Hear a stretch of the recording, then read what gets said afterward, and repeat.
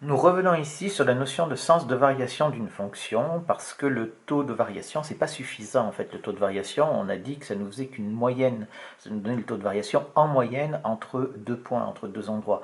Mais entre ces deux endroits, on a vu que la fonction, elle pouvait descendre, monter, elle pouvait faire absolument, elle peut être croissante ou décroissante, et donc c'est pas satisfaisant, c'est pas suffisant. Qu'est-ce qu'on va faire? On va revenir sur le sens de variation d'une fonction vue en classe 2 secondes. Donc, on prend une fonction qui est définie sur un intervalle i, et je prends deux réels quelconques qui sont distincts sur un intervalle i. Je vais prendre ici une courbe représentative d'une fonction croissante sur un intervalle i.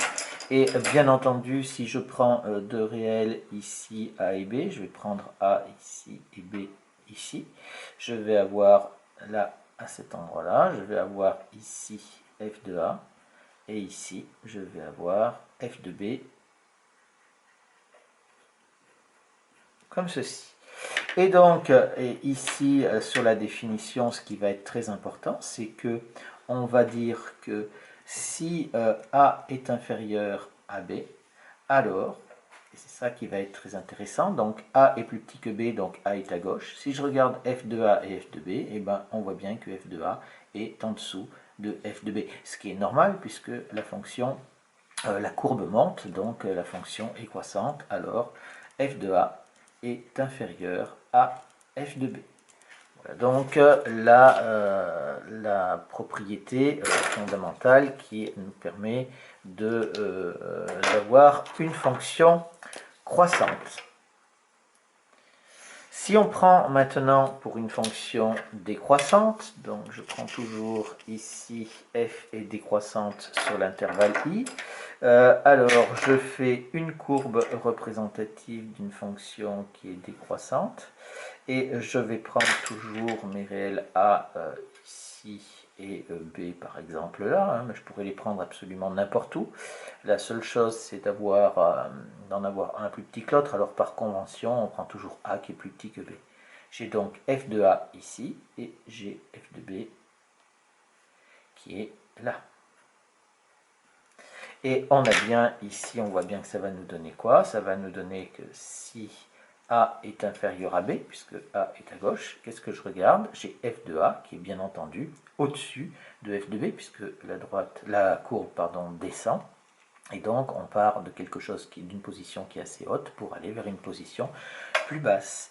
Donc, si A est inférieur à B, alors f de A est supérieur ou égal à f de B.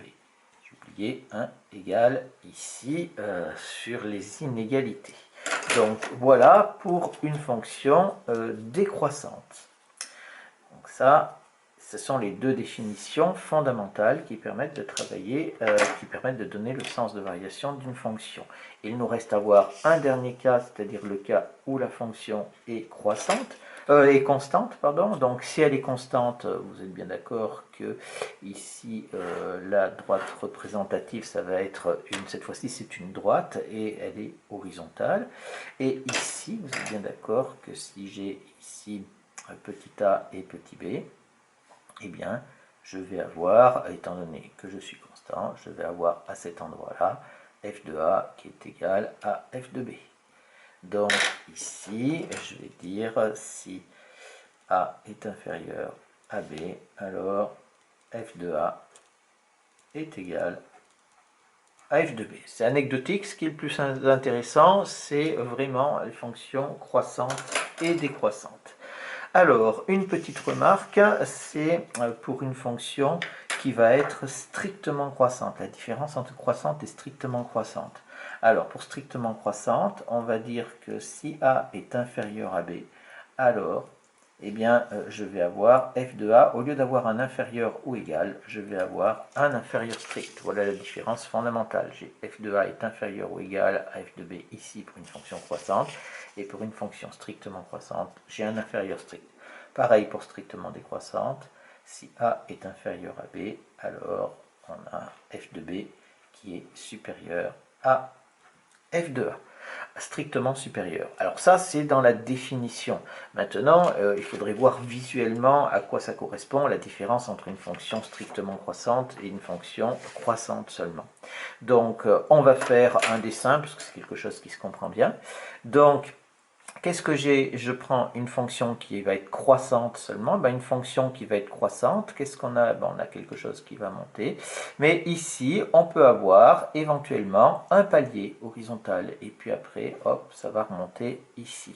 Donc voilà, donc ici, il peut y avoir un palier. D'accord? Il peut y avoir un palier. D'accord, un palier où la fonction est constante. Par contre, une fonction qui est strictement croissante, eh bien ici, il n'y a pas de palier. Elle monte tout le temps. D'accord, ça c'est quelque chose qui est très important. Alors, une autre chose aussi qui est importante, c'est une formulation de la définition, parce que ces définitions-là, ici, c'est pas très parlant en fait, et on a tendance à mélanger un petit peu. Donc, la chose qui est importante, c'est qu'il faut regarder ça, c'est-à-dire que ici, on a A et B qui sont des antécédents, et f de A et f de B qui sont des images. Et je vois bien que si les antécédents sont rangés dans un certain ordre, alors leurs images sont rangées dans le même ordre. C'est normal puisqu'on progresse toujours de gauche à droite, et si on a une fonction croissante, on monte, donc on va progresser aussi du bas vers le haut. Donc on va rester dans le même ordre. Alors que pour une fonction décroissante, vous voyez que si les antécédents sont dans un certain ordre, alors leurs images sont rangées dans l'ordre inverse. C'est normal puisque quand on progresse vers la droite, c'est-à-dire quand on augmente, alors on va progresser vers le bas puisqu'on diminue pour les images. Donc voilà. Donc comment est-ce qu'on va retenir ça? On va dire que ici, c'est qu'une fonction croissante,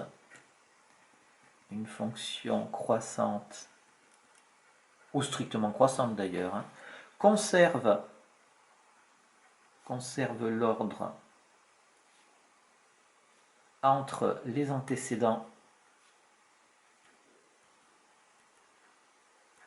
et leurs images.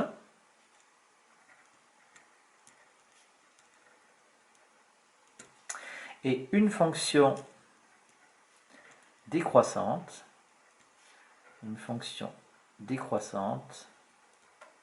inverse l'ordre entre les antécédents et leurs images.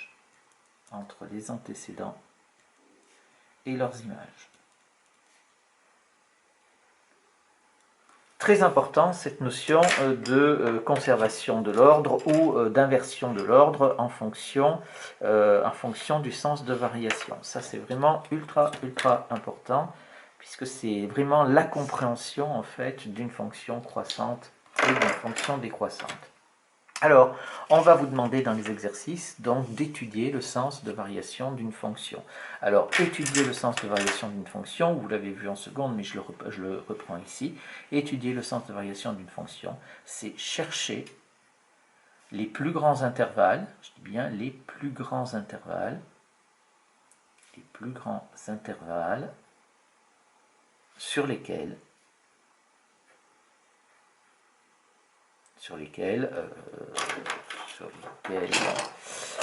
petite faute ici,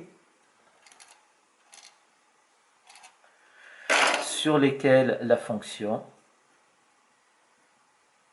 est soit strictement croissante,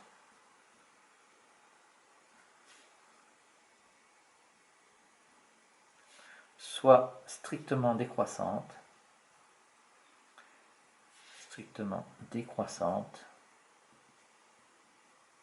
soit constante.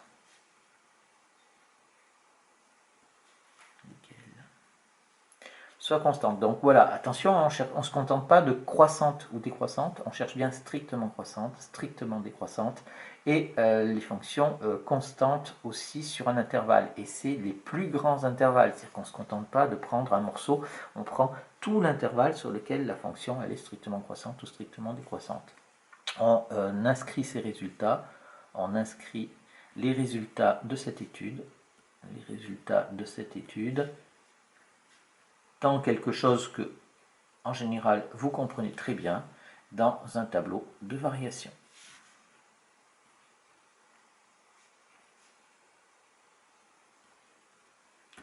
Voilà, donc ici, pour cette chose-là, il faut bien comprendre que quand on veut faire l'étude des variations d'une fonction, voilà ce qu'on fait. Alors, en seconde, vous avez travaillé essentiellement graphiquement, et on va le faire beaucoup aussi en première, c'est-à-dire qu'on va travailler dans un premier temps graphiquement pour voir si la courbe monte ou si elle descend pour pouvoir tracer les tableaux de variation. Mais très rapidement après, il va falloir passer par le calcul. Alors par le calcul, on peut bien entendu utiliser les définitions, mais ça veut dire qu'il faut travailler avec les inégalités, c'est assez compliqué. Donc il faudra qu'on se donne un moyen au cours de l'année qui nous permettra d'aller beaucoup plus vite et de faire quelque chose de beaucoup plus sûr.